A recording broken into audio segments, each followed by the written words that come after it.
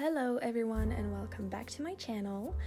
Today I have a reading for you and this is what you need to hear right now. So I have three answers for you. I have Jade, Lapis Lazuli and Turquoise. So I will let you choose what you think looks right for right now, and I will put a timestamp on what group you are interested in.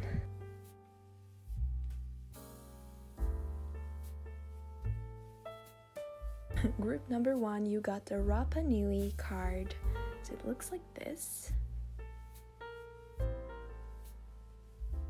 you go.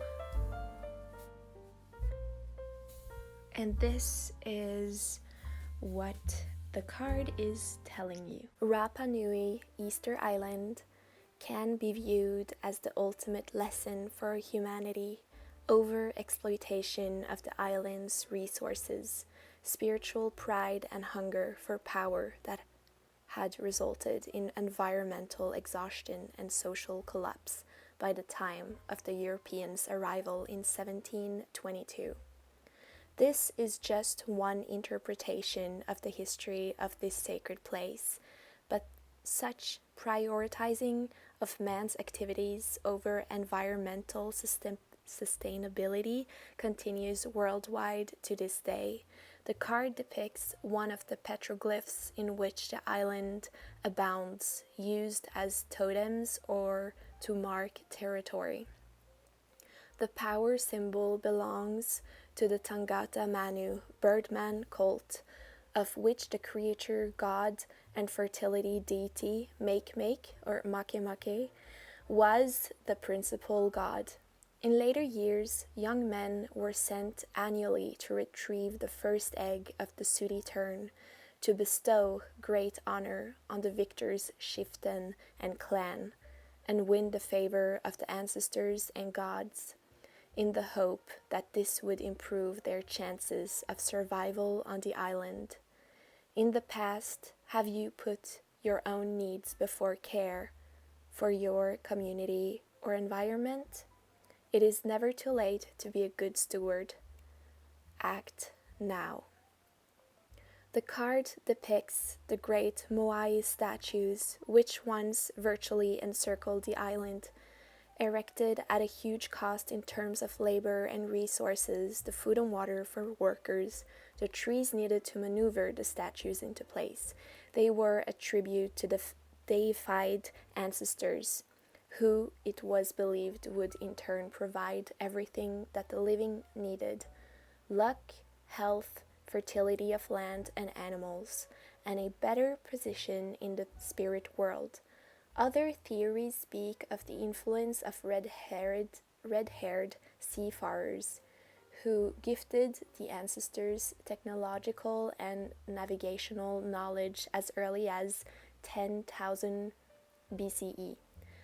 Whatever the truth of these tales, the message to you today is the same: respect your past, but do not lose sight of the here and now.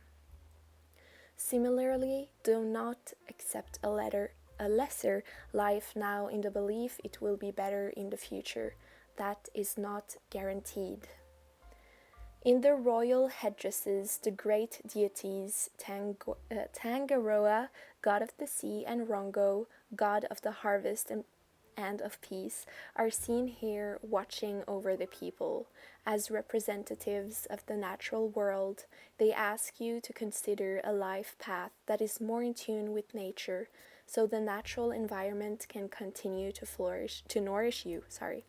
Be mindful of the source of your heating, clothes, food, and the cost of producing these to the environment, of the energy usage of your home and your car.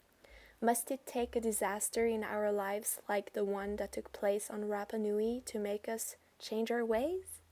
That's all the card had to say today. Thank you so much for tuning in, and I'll see you later. Goodbye! Group number 2, you got the Grand Canyon card, and it looks like this. And this is what the card has to tell you. The image of a man and a woman with their hair interwoven, making them as one, is a reminder that Great Spirit created them equally. Each respects and honors the other. Have you known such equality? Was it reflected by your parents, for example, or did you learn that man was dominant? You must address any past imbalances by honoring both your masculine and your feminine aspects. The Hualapai tribe, custodians of this land, teach that only by coming together can happiness be achieved. Note on the card the great Colorado River, whose endless flowing is also depicted by the power symbol. Let your emotions flow to heal yourself and your family and bring equilibrium to your relationship with the opposite sex.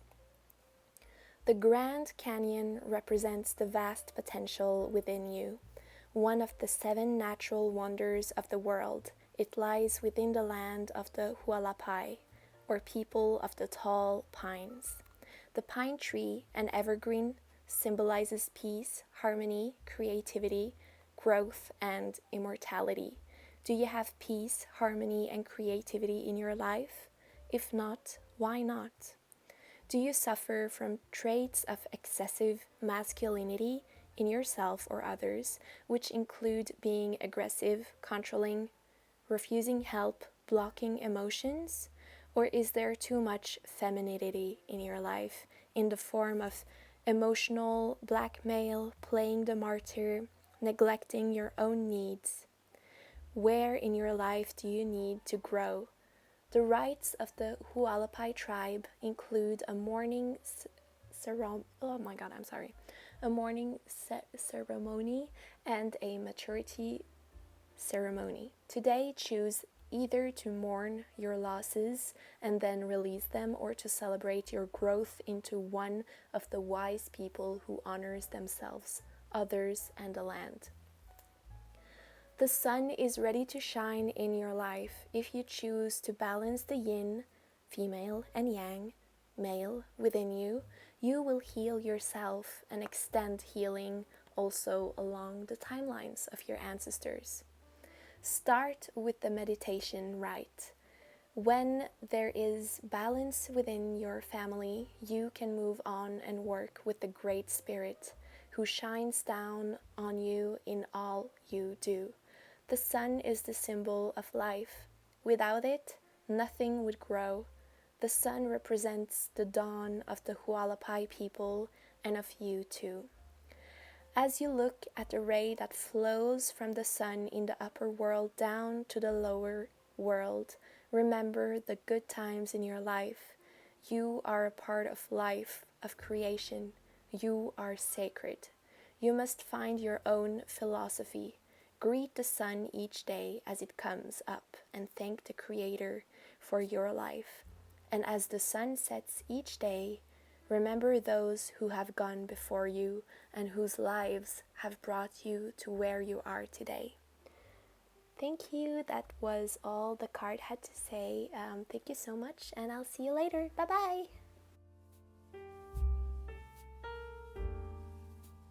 Group number 3. This is the card you got. This is the Tiwanaku card.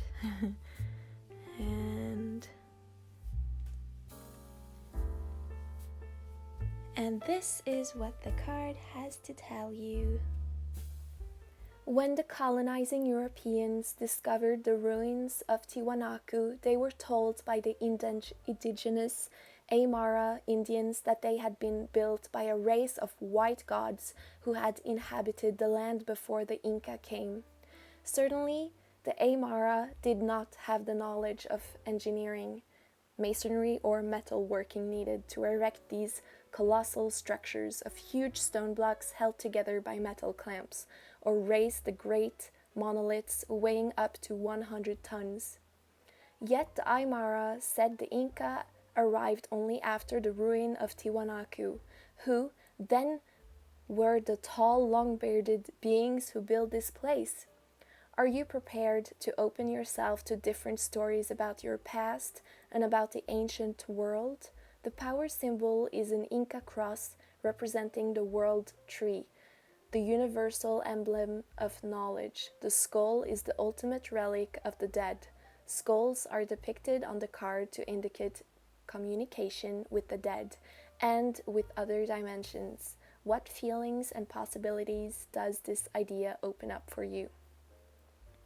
The ancient religious center of Tiwanaku flourished as a city 300 to 1000 CE, but is said to date back much further than that.